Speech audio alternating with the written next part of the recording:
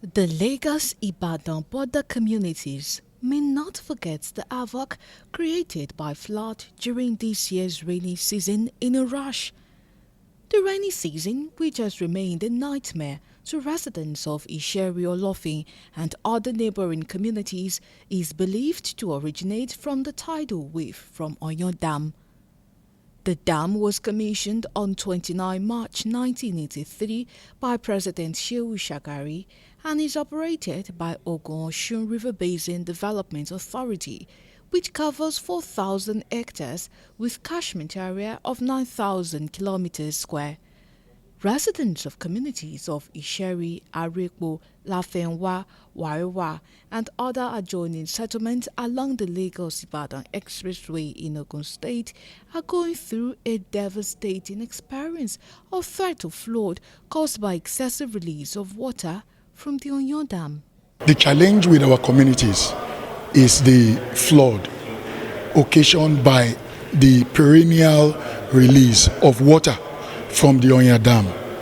It is a root cause because it is the only point source that could churn out large volumes of water, especially when you have high intensity and long duration rainfall on the uplands.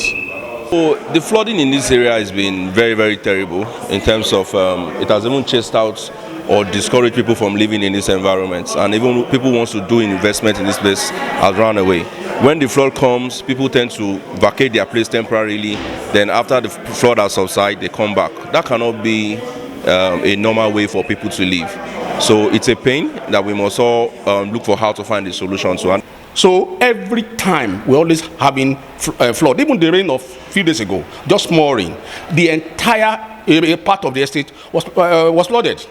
So, and that's why we are coming to government. Even like we said, even last year, we lost someone because this kind of flood also contributed to the death of the lady. It was sick, and the water also flooded the entire in the house, met them in the house. The woman died, a 40-year-old woman died, and it's their mother. Constructions of dams in Nigeria was necessitated by the drought that ravaged the country between 1972 and 1974, with the aim of providing water for the people. So it is worrisome that what was originally designed to bring succor is creating devastating problems. The whole of the communities here is sited on the floodplain.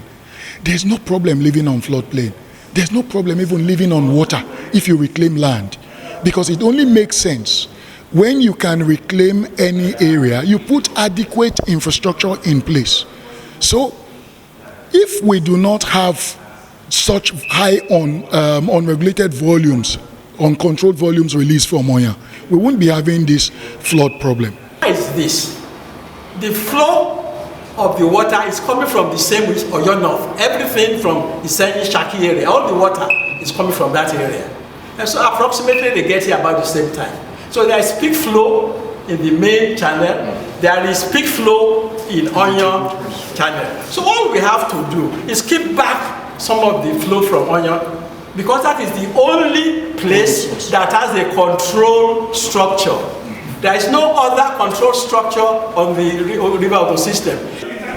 The dredging needs to be done. Like I highlighted earlier, is to say that, okay, yes, the government said they've been sending swamp bogies. Swamp bogies cannot dredge. Swamp bogies can only desilt. You need a proper dredging solution from the tributaries that are being diverted or that are running through the communities. Once those tributaries are dredged, the waterway become deeper, and it will enable that waterway to collect more water and channel down into the lagoon. Why did the problem persist for so long?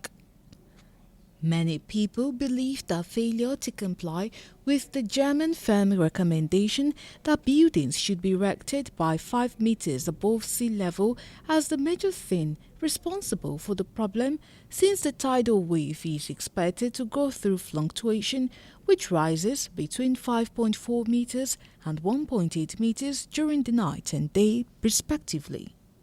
There is no way that's not habitable. We can make this habitable, only do the needful on his own side, and believing that government then would do its own. Beside the construction, and the first year, the flood ravaged almost everything that we put in there. brainstorming for permanent solution begins. Residents of Isheri Olofin area of Kara, Ogun State have abandoned their businesses, belongings and homes after the community started experiencing serious flooding. The area used to have a thriving market, which is now a shadow of itself, as traders have been forced to leave their means of livelihood and look for alternatives. The community leaders approached Ogun State government for lasting solutions, which resulted in high-level delegation to tour the whole environment for first-hand assessment. The government commended the interest of the people living within the Isheri border area and its environs, and also iterates the resolution to do the needful to reduce the impact of the tidal degradation. Information has it that past administrations in Ogun State failed to pay attention to the plight of the community. I can say that under President Bola Ahmed Tinubu, and with the full support of our governor, the governor of Ogun State, we will find a permanent solution to this problem. We have to attack the problem from many angles. What we are here to do today is to talk about the technical solution. The financials, we have to now look at it.